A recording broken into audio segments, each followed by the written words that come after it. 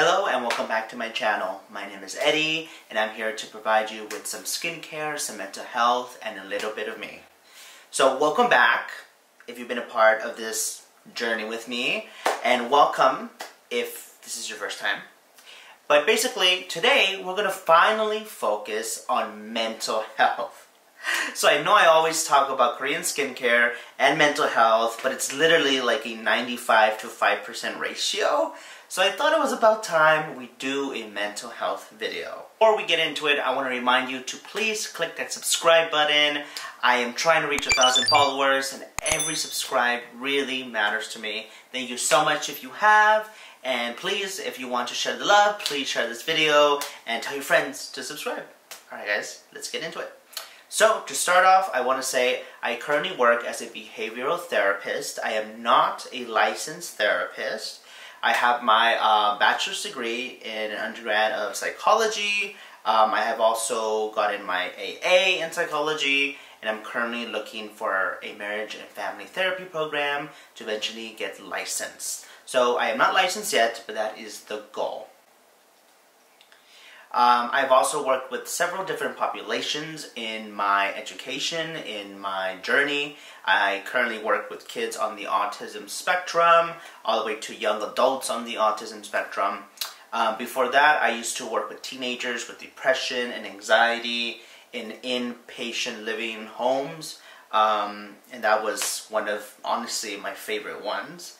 And before that, I used to not work with, but I used to work adjacent to as a clinical assistant for individuals post-incarceration. So that's after being incarcerated. So I've been with a couple different populations, and since then I've accumulated knowledge and wisdom. And so I thought it'd be wonderful to combine skincare and mental health.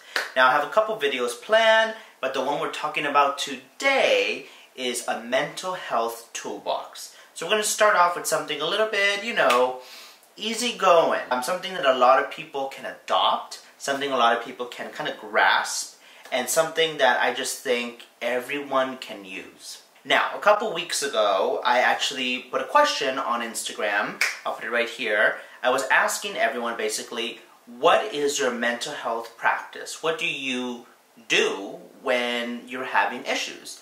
And some people responded, and I'm going to actually discuss those answers those people gave me. But before that, I will explain what a mental health toolbox is, go into the individuals who responded, and kind of elaborate on them, and then ultimately tell you guys what I do and what I think is the benefit of it. So let's jump into the video.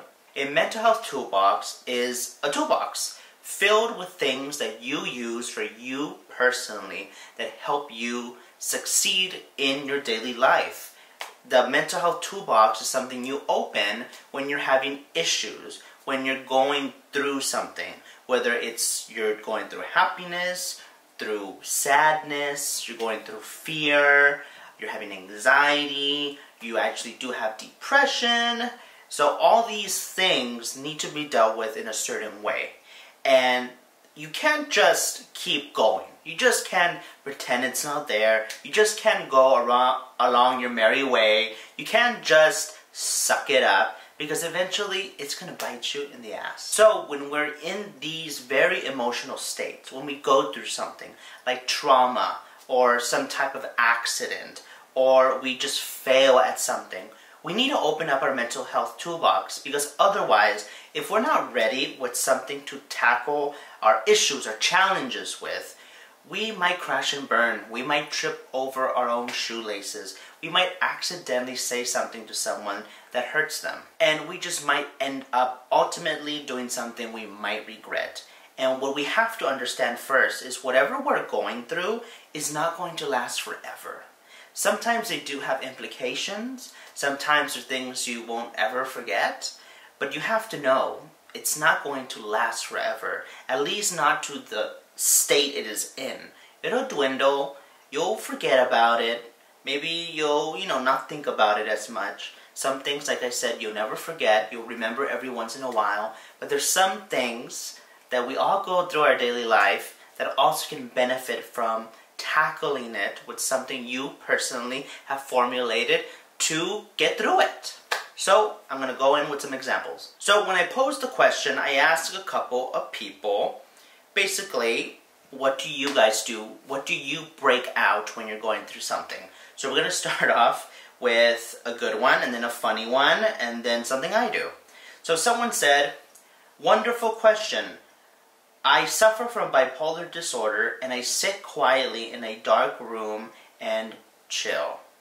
We then had a conversation discussing her answer. But basically, I love that answer. She is diagnosed with bipolar disorder. Therefore, she understands in this state, she's going to be switching from different emotions. She's going to be in different kind of phases, whether it's throughout the day, for the next hour. It can vary. And so, in her experience, she decided, well, when I'm going through this, so that I don't accidentally take it out on my partner, I don't take it out on my children, I don't take it out on myself, you know. We've all been in those states where out of nowhere we're really mad, and we just start putting everything on social media, and then 5 minutes pass, and we go, oh no, I shouldn't have said that. It's because we were in an emotional state, and when you're in an emotional state, part of you feels like whatever you're doing is right. And in a sense, it is, because you're just being human. But being human is also being intelligent and wise, and knowing that some things will come to another outcome, and that some things do have a solution. We learn. We live, we learn. That's what she does. She sits still in her room until she's ready to tackle the world, her family, the kids, herself. So that's a wonderful tool to do. Just back away when you know you're going to go through something. Wonderful. Another answer someone gave me is alcohol, followed with bad. I know. Yes, alcohol technically isn't part of your mental health toolbox, but it is something that a lot of people do. A lot of people break out the alcohol after a really bad day at the office, or after having marital issues, or, oh my gosh, you can't even believe what my children said to me. I need a beer. You know, like, it's something people go to, and it's legal. It's never been illegal. And, well, there was a period in time where it was. But alcohol is something that is so normalized, many people do, and it's just something that is not really stigmatized anymore. So, when it comes to alcohol consumption, I've always believed and was raised with drink it to take the edge off. And that's something I still do to this day. I've never been drunk in my life. I have only ever been buzzed. And I think a lot of people have. The majority of people have. But I've always used it in a healthy manner. And I never have and never will use it in a way that harms me or possibly harms others. So alcohol, it can be a great tool to take the edge off. Always make sure that anything you use that's external, that goes into your body, whether it's alcohol or anything else that's external, always be careful. Now, that was a funny one. That's something that a lot of people say, you know, but I wouldn't actually say it's part of my mental health toolbox. I will say it is something you can use to take the edge off, as I've said several times. But basically, what I would say is if you want to use something externally to, you know, help yourself. Yes, you can do that. But also, well, the following answer to the question is something else I would replace alcohol with. The next person says here, exercise, usually running, or playing music I can relate to in that moment. So, exercise and running and music, that is wonderful. You're doing so many things there that are allowing you to basically channel your emotions, channel your anger, and allow your body to burn off steam. So I absolutely love that answer, and I do it too. Actually, quick story, when I was in my teens, I went through depression and anxiety, and I did not have anywhere to channel it. I had no one to talk to. People my age didn't really want to talk about it. They just wanted to have fun. I was always mature for my age, so I never really could get that kind of reciprocity from someone my age. Anyone who was older was a teacher, and I couldn't really, go into depth with them without it being frowned upon. And, with my parents, they're not very highly emotional, so they never really understood. So I had a lot going on inside, which led to even more severe depression and eventually a panic attack. After that, I learned that the best way to deal with it was exercise. It wasn't until after I graduated high school that I used exercise to channel my anger, my depression, my anxiety. And it was such a great way to get out of the whole depression had on me. And I was actually able to finally start doing something about it. And eventually that led to me going to therapy, talking to people, actually processing. And exercise was the catalyst for that. So I absolutely love it. There's even some chemistry involved in it. When you exercise, you release serotonin into your brain, which is the happy hormone. So even if you do it and you're like, who knows if this will work? Well, in a sense, it will work whether you want to or not. Because chemically, it is going to do something in your brain. But also emotionally, physically, it's going to be affected because you really are channeling. You're actually doing something. It's like when you're sitting in a chair for too long and your bum hurts. And you just are like, oh, it hurts, but I have to do work. Well, the more you sit, the more it's going to hurt. What do you have to do? Get up, walk around a little, go do some jumping jacks, go outside, take a break, and then come back, and then it won't hurt as much, and you'll actually approach your work at the desk a little bit better. So those were the answers that were given to me, and now I just want to give my last 2 cents on having a mental health toolbox. So for the third and final part of this video, basically my mental health toolbox is something I'm always aware of.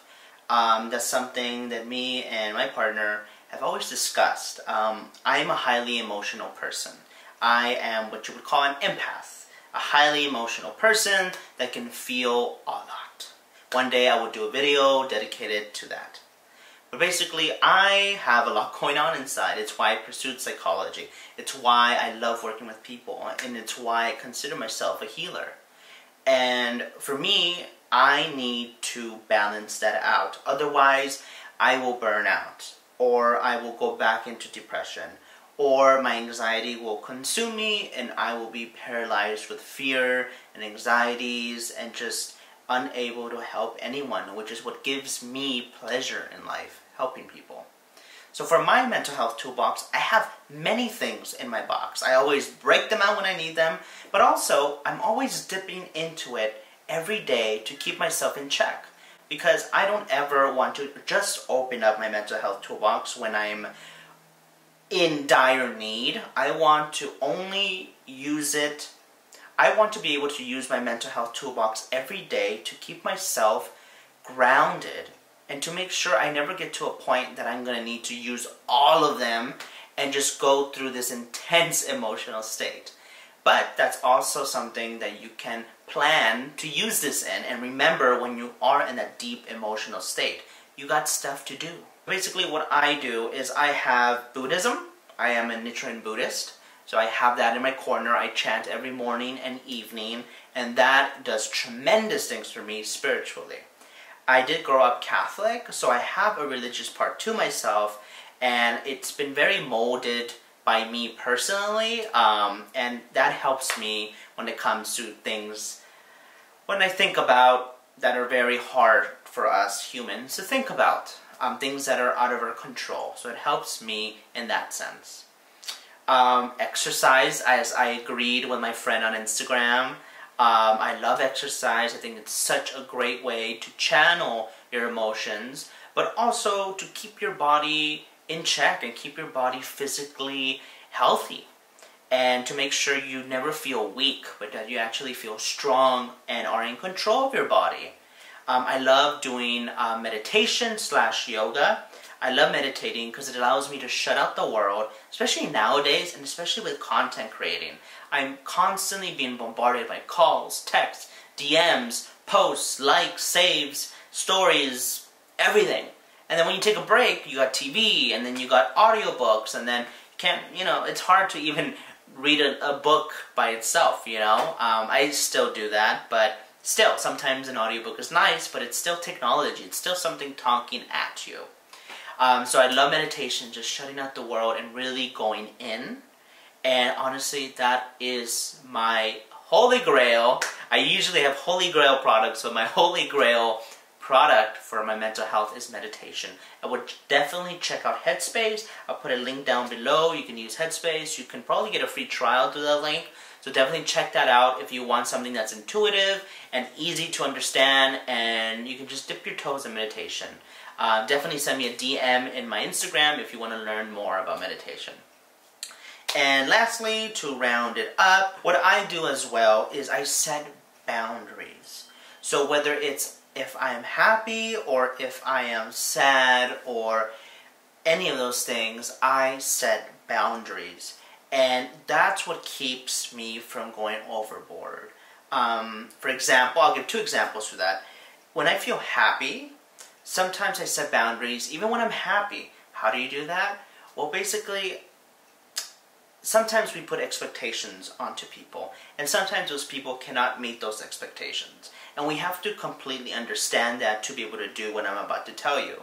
For example, I have certain family members that cannot reach a certain threshold when it comes to emotions and being sensitive and all those things. Therefore, I make sure I set boundaries that we cannot go past this level, otherwise I know I will be disappointed, I will be sad, I will turn sour, and that's what I know will happen to me. Therefore, I have to set this boundary despite if it seems rude, despite if you feel like I'm walking away from you. It just is what it is. And that's something I've had to learn throughout the years, and something I recommend to many people. And if I'm very sad, I will set the boundary of I just do not want to talk right now, and I just need to be by myself. I'm sorry if you want me to do this or that, but I just cannot. And sometimes people will rebel against that. Sometimes people will understand. Or sometimes people will just be appreciative that you actually verbalize, you are sad, I need to go. Opposed to them going, why is he or she leaving? I don't understand. So when you actually had that communication with an individual, you are more likely to get a good result and a good positive response from them, and you get to take care of yourself. And if they don't respond well, you know what? You had to take care of yourself first, because if you cannot take care of yourself, you cannot take care of anyone. Thank you for joining me. This was my mental health toolbox video. I hope you enjoyed it. I'm hoping to mix this up with Korean skincare and skincare in general with mental health. And I thought I would dedicate a video to just talking about mental health, because it is my career and it is my passion, and skincare is something I got into a couple years ago. Stay tuned for the next video. The next video is actually going to be the connection between skincare and mental health.